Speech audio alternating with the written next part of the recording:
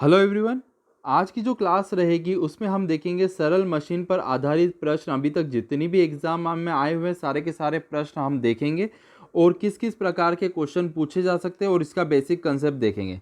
चलिए आज के लेक्चर की ओर हम बढ़ते हैं। आज का फर्स्ट क्वेश्चन जो है, ध्यान रखिएगा, जिसके द्वारा बल के परिमाण मान को बदला जा सकता है उसे कहते हैं सरल मशीन, जैसे कि उत्तोलक।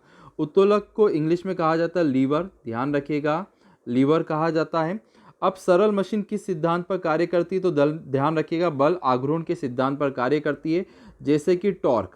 ठीक है, इसे इंग्लिश में क्या कहा जाता है, टॉर्क, और इसे टाउ से शो करते हैं। ध्यान रखिएगा, इसे टाउ से शो करते हैं और इसकी यूनिट भी पूछते हैं आपसे। देखिए अगला जो है, बल द्वारा एक पिंड को एक अक्ष मतलब क्या हो रहा है, एक अक्ष पे परिपथ घूमने की प्रवृत्ति, मतलब एक जगह से मैं क्या कर रहा हूँ, फिक्स कर रहा हूँ और ये चारों मेर क्या हो सकता है, घूम सकता है। जैसे कोई पंखा है, फैन जो है, अब जो जनरली हो सकता है एक जगह से मैंने सेंटर से फिक्स कर दिया और ये चारों मेर क्या हो रहा है, घूम रहा है।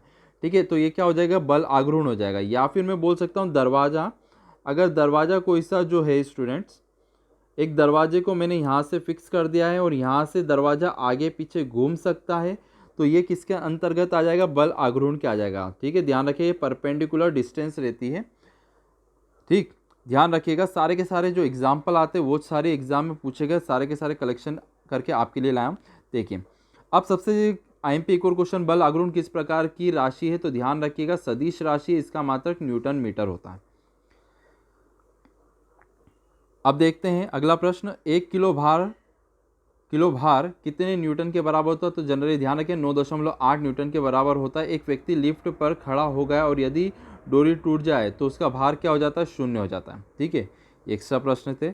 अब वापिस से देख लीजिए, अगला प्रश्न है, एक सीधी या टेढ़ी छड़ जो किसी एक निश्चित बिंदु के चारों ओर स्वतंत्रता पूर्वक घूम सकती है उसे क्या कहते हैं, उत्तोलक, मतलब होता है लीवर। जी हाँ, अभी एक एग्जाम्पल लिया था, या फिर कोई सा झूला ले लिया है।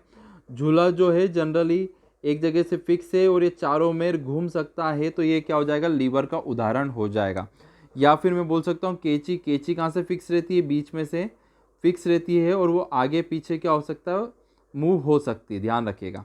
ठीक है, अब अगला देखते हैं प्रश्न, उत्तोलक में कितने बिंदु होते हैं, तो ध्यान रखिए उत्तोलक में 3 बिंदु होते हैं, आलंब, आयास और भार होता है। ठीक है, 3 टाइप के बिंदु होते हैं, 3 पॉइंट होते हैं। अब जहाँ पर आलंब लिखा रहे वहाँ पर वो चीज़ क्या हो जाती है, फिक्स हो जाती है। ध्यान रखिएगा। देखते हैं अगला प्रश्न क्या पूछा गया था एग्जाम में। देखिए, जिस निश्चित बिंदु के चारों ओर उत्तोलक की छड़ स्वतंत्रता पूर्वक घूम सकती है उसे क्या कहते हैं, आलंब। जी हाँ, अभी मैंने बताया आप लोगों को कि एक जगह आलंब जहाँ रहेगा वहाँ फिक्स रहेगा और इससे स्वतंत्रता पूर्वक घूम रही, जैसे कि तराजू आपने देखा ही होगा जनरली। ठीक है, अब तराजू कहाँ होता है, बीच में से फिक्स होता है और इधर भार और आयाम लग सकता है, तो ये स्वतंत्रता पूर्वक हो गया। तो ये एक एग्जाम्पल हो जाएगा किसका, उत्तोलक का, लीवर का। चलिए फिर देखते हैं अगला एग्जाम्पल, उत्तोलक का उपयोग में लाने के लिए उस पर जो बल लगाया जाता है उससे क्या कहते हैं, आयास कहते हैं। ध्यान रखिएगा। अगला प्रश्न देखते हैं हम, उत्तोलक के द्वारा जो बोझ को उठाया जाता है या फिर रुकावट को हटाई जाती है उसे क्या कहते हैं, भार कहते हैं। उत्तोलक को कितने प्रकार में बांटा गया है, तो ध्यान रखिए 3 प्रकार में बांटा गया है, प्रथम श्रेणी, द्वितीय और तृतीय श्रेणी के उत्तोलक। अक्सर आपसे पूछते हैं प्रथम श्रेणी के उत्तोलक के उदाहरण क्या होते हैं, तो आइए हम देखते हैं। देखिए सबसे पहला क्वेश्चन है, प्रथम प्रकार के उत्तोलक जो रहते हैं वो हमेशा ध्यान रखिएगा सेंटर से फिक्स होते हैं। कहाँ से फिक्स होते हैं, सेंटर से। जैसे कैंची, कैंची कहाँ से फिक्स है, सेंटर से फिक्स है, इधर हम भार और आयास लगा सकते हैं। संसी जो है, संसी कहाँ से फिक्स है, संडासी जिसे कहते हैं, वो बीच में से फिक्स रहती है।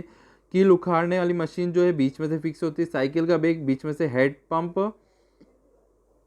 पंप इसमें नहीं आएगा, ध्यान रखिएगा, फर्स्ट प्रथम श्रेणी के उत्तोलक में हेड पंप नहीं आता है। ठीक है, कैंची आता है, प्लास आता है, या फिर तराजू आता है, तो बीच में से जो जो चीज़ें फिक्स होती है, ठीक है, तो सारी चीज़ें किसके अंदर आ जाएगी, प्रथम श्रेणी के उत्तोलक में आएगी। और जहाँ पर आलम, प्रथम श्रेणी मतलब क्या हो रहा है, बीच में से आलम फिक्स हो रहा है, तो ये सारे उदाहरण हो जाते हैं। ध्यान रखिएगा। अब बात करते हैं द्वितीय श्रेणी के उत्तोलक। द्वितीय श्रेणी के उत्तोलक, ध्यान रखिएगा, सरोता मतलब क्या हो रहा है, सामने की ओर से फिक्स हो रहा है। ठीक है, सरोता कहाँ से फिक्स होता है, सामने की ओर से, इधर हम बल और भार लगा सकते हैं। ठीक है, नींबू निचोड़ डालने मशीन सामने की ओर से फिक्स होती है, ध्यान रखिएगा। एक पहिए वाला कूड़ा गाड़ी जो रहती है वो सामने की तरफ से फिक्स होती है। हेड पंप जो रहता है वो सामने की तरफ से फिक्स होता है, इधर हम बल और भार लगा सकते हैं आराम से, आयास। ठीक है, ध्यान रखिए, इतने सारे उदाहरण मैंने आपको बता दिए।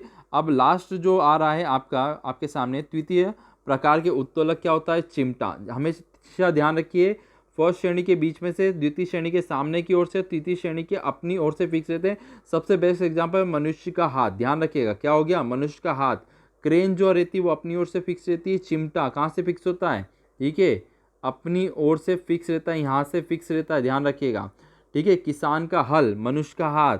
ठीक है, क्रेन जो रहती है वो सब अपनी तरफ से फिक्स रहती है। तो ये सब तृतीय श्रेणी के उत्तोलक के उदाहरण में आता है। तो इतने सारे प्रश्न पूछे जाते हैं आपके एग्जाम में उत्तोलक से, तो ये होप सो इतना क्लियर होगा।